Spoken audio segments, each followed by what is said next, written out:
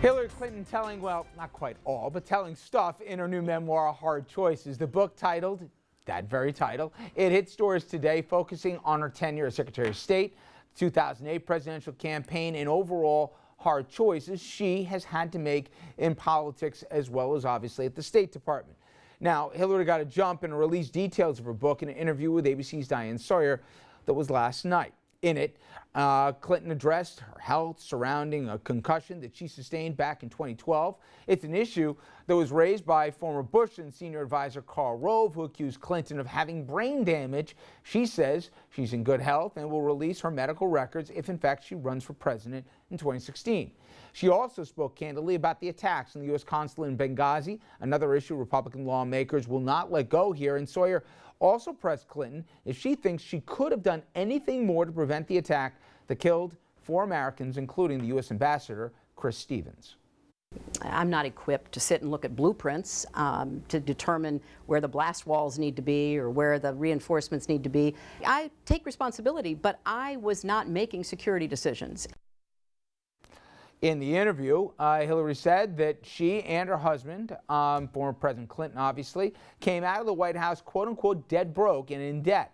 Republicans immediately went after her for the statement this morning. Ms. Clinton cleaned up that comment.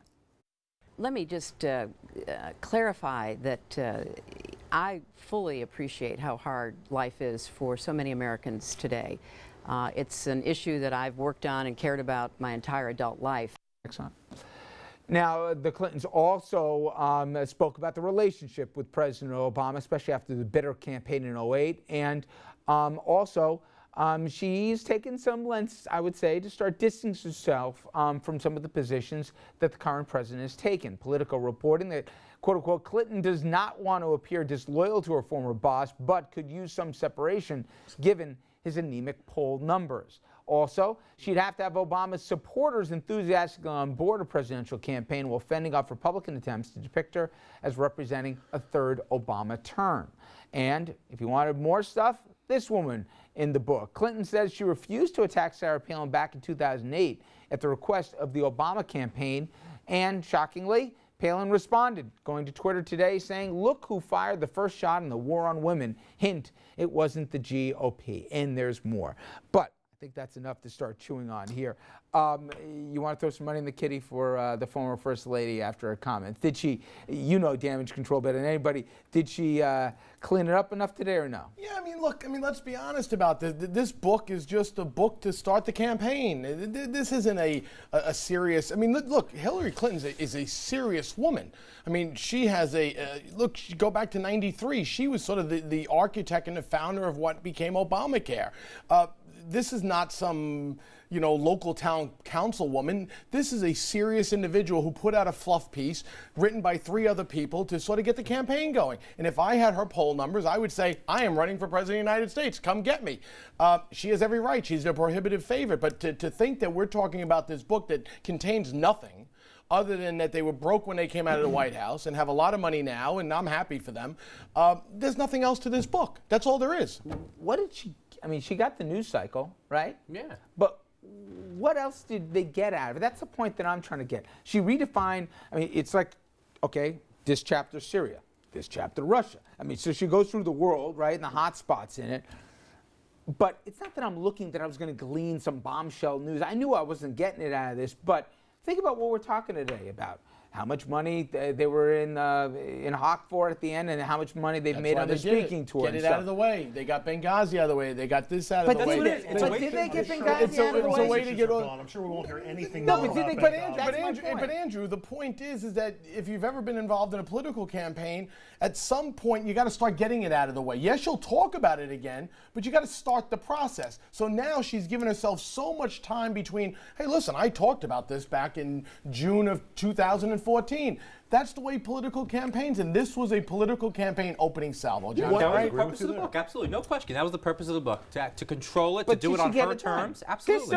I really think the purpose of this book is to clear the Democratic field, and she did quite she did quite an effective job at that. That was cleared a year and a half ago. Yeah, it was good, but this is the final nail to clear Biden and everyone else. She is clearly saying with this campaign, I mean, look at her. She looks like a president, the people surrounding her. She's also putting fear of night into Republicans. So what are they talking about? They have nothing else to say about the Clintons except for let's start a campaign to raise some money for her. We have no fear. That's all they have to say. What fear do Why we do you have? think they're still not going to talk about Benghazi, whether it be Oh, 6 months from now, next year, 2 years from now? They're going to talk about Benghazi, but There's nothing new to say. right, there's nothing new to it's say. Just old news now. There's nothing new to say It's about it. almost, unless they got somebody that we don't know about, it's almost not going to be a presidential but Andrew, campaign. I tell you where I think they got to be a little careful, which is, I read the comments, I read some of the excerpts and stuff.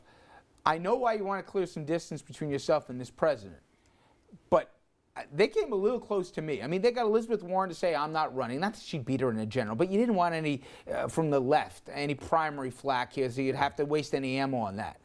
But if she starts separating herself too much from the president, all of a sudden, the loyal soldier that she built up for her first, through 4 years at the State Department, that starts to wear off a little bit. And I'm just getting the sense here that on the popular stuff, like when they got Osama, I was right there. In fact, I counseled them to go in and get him. Now, all of a sudden, you know, Syria, that's not how I do it. They got to be real careful. How about Bergdahl? She's going to Bergdahl, both sides of the exactly. fence. She's going to pick and choose, and she came out and she said she would have made the trade for Bergdorf. She's going to pick and choose the areas where she wants to associate herself with the president, and she's going to create a little space where she can. She's going to wrap herself around in healthcare. I mean, the most controversial thing that President Obama has done, she's going to embrace it and she's going to run on it. There are going to be some areas of separation, and there are going to be some areas where she runs right in line with Obama. And Obama's popular enough in those pockets where she needs it that she can carry her campaign through.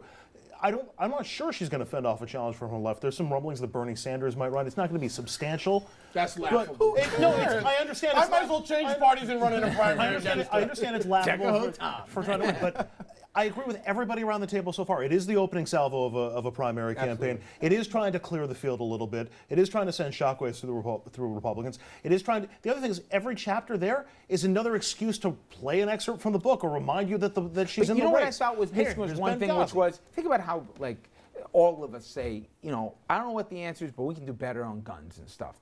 You wanted her to say one thing out there, one big idea that you didn't even have to give the details on, that would just say, you know why I think about running? Why does she have to give one because big idea? The whole idea is people are tired of status quo.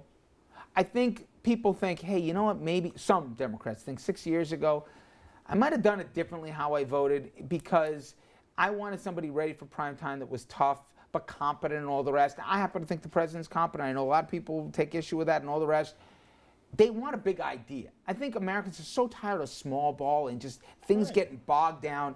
You could throw it out there. You don't have to do details on it. You don't have to do a policy paper on it. Say that, you know what, I'm gonna get the middle class back on their feet in America. Something like that. It's June of 2014. I mean, that will come. You guys are already talking about clearing fields and scaring Let the Republicans. midterms go past first. I want to know why it took her so long to be in favor of gay marriage. I want to know why this is a woman who's so progressive and so out there. The Republican, was in favor of gay marriage years before she was. Can you believe this? Look, this is, look. I love Tom Doherty. I love Tom Doherty's mother. But can you believe that he is saying this? Republicans, I told you they don't have anything to counter Hillary Clinton. Republicans Let me give you a number. Republicans are saying, where was Hillary Clinton on gay marriage? I was raising that facetiously. Look, the point is that for months now on this show and others, they've beaten the hell out of Chris Christie, right? I wonder why. Good. Last week, Pennsylvania poll. Hillary 45, Chris Christie 41. Oh, really? Yeah, 45. Really? Yeah, go take a look at it. 45, 41. But he's got to get the nomination, Tom. You know that. You're an expert at this. You know that. And that, again, leads me to, if we nominate the right person, this idea of this coronation of Miss President is not going to happen. Oh, really? Nominate Chris Christie, see if he's the right person. Well, you know what? Two things that we can agree on. Maybe one, that you get a voice. Go to Facebook and Twitter. Tell us about your question as it relates to Hillary. Will she run? I think there's unanimity at the table. The answer is yes. She was running the day after she lost to Obama. Okay, Dominic's answer is yes. Okay. There's not a person in the country who doesn't think she's running. Oy vey, I threw it out there. Fine. The next one. This one we can't agree on. Our veterans deserve better than they're getting right now, okay?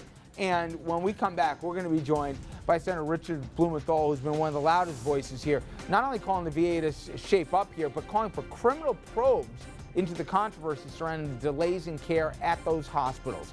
We'll be right back with that conversation.